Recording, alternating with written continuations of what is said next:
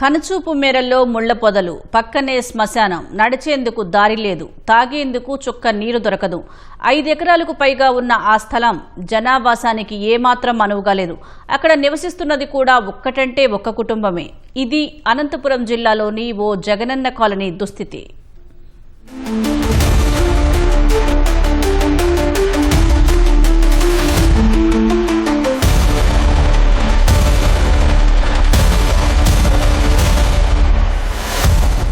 సొంతిల్లు ప్రతి పేదవాడి కల.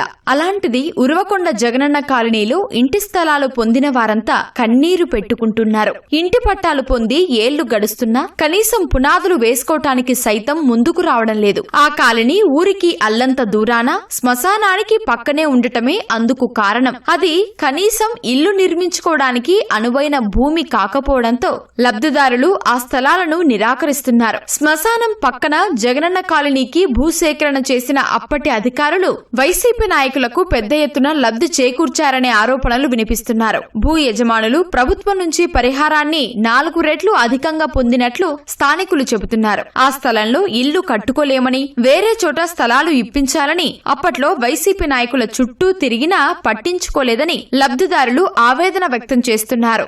ఎంత పోరాడే తిరిగినా గానీ ఇంత శ్మశానంలో మాకు ఇచ్చినారు సార్. ఇది ఏమిడికి ఉపయోగం లేదు సార్. అది పిల్లలు సన్న పిల్లలు ఉన్నారు సార్. మాకు ఏదో జీవన ఉపాధి, ఏదో కరెంట్ పని చేసుకుని తింటున్నాము.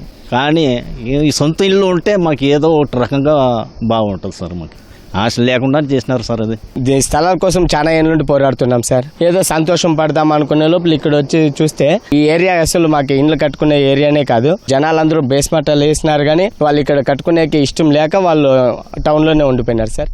సర్వే నంబర్లు 278, 280కి చెందిన 5.30 ఎకరాల భూమిని 28 లక్షల రూపాయలకు వైసీపీ నాయకులు అప్పట్లో ప్రభుత్వానికి విక్రయించారు. శ్మశానం పక్కన ఉన్న ఇదే భూమిలో 233 మంది పేదలకు పట్టాలు ఇవ్వాలని జాబితా తయారు చేశారు. వీరిలో 162 మందికి పట్టాలిచ్చారు. ఇల్లు కట్టుకోవాలని అధికారులు తీవ్ర ఒత్తిడి తెచ్చినా లబ్ధిదారులు ఆసక్తి చూపలేదు. పట్టాలు రద్దు చేస్తామని బెదిరించడంతో కొందరు పునాది వేసుకున్నారు. చౌడు భూమి కావడంతో అవి కాస్త కుంగిపోయాయి. ఇది రేగడి భూమి, కానీ ఊరికి చాలా దూరంగా ఉంది. నీరు సౌకర్యం లేదు. జనాలు వచ్చి పోయే కూడా ఇబ్బందిగా ఉంది. 350 పట్టాలు ఉన్నాయి ఇక్కడ. ఒక్క ఇల్లు కట్టుకున్నారండి అంతే. అన్ని ఖాళీగా ఉన్నాయి. ఇండ్లు కట్టుకునేకి అనుకూలం ఏమీ లేదు సరిగా. తర్వాత వచ్చేసి ఒక ఇండ్లు కట్టుకున్నారు ఆయన. ఆ కట్టుకునే ఇంటికి కూడా వాళ్ళకి ఏమి వసతులు కూడా సరిగా లేవు. వాటర్ ప్రాబ్లమ్ ఇక్కడ. రోడ్డు కూడా ఏరియా అంతా కొంచెం ప్రాబ్లమే ఉన్నది. బేస్మెంట్ అలొకేషన్ అన్ని చీలిపోతున్నాయి. శ్మశానంలో ఇచ్చినారు పక్కన. ఇప్పుడు ఎవరైనా లేడీస్ ఒంటరిగా ఉండాలన్నా కూడా కొంచెం కష్టంగానే ఉంటుంది. అది జగనన్న కాలనీలో ఇల్లు నిర్మించుకోవడానికి లబ్ధిదారులు ముందుకు రాకపోవడంతో ఆ ప్రాంతమంతా ముళ్ల కంపలతో నిండిపోయింది. వైసీపీ పాలనలో తమకు ఇచ్చిన స్థలాలను వెనక్కు తీసుకుని మరో చోట కేటాయించాలని పేదలు అధికారులను వేడుకుంటున్నారు.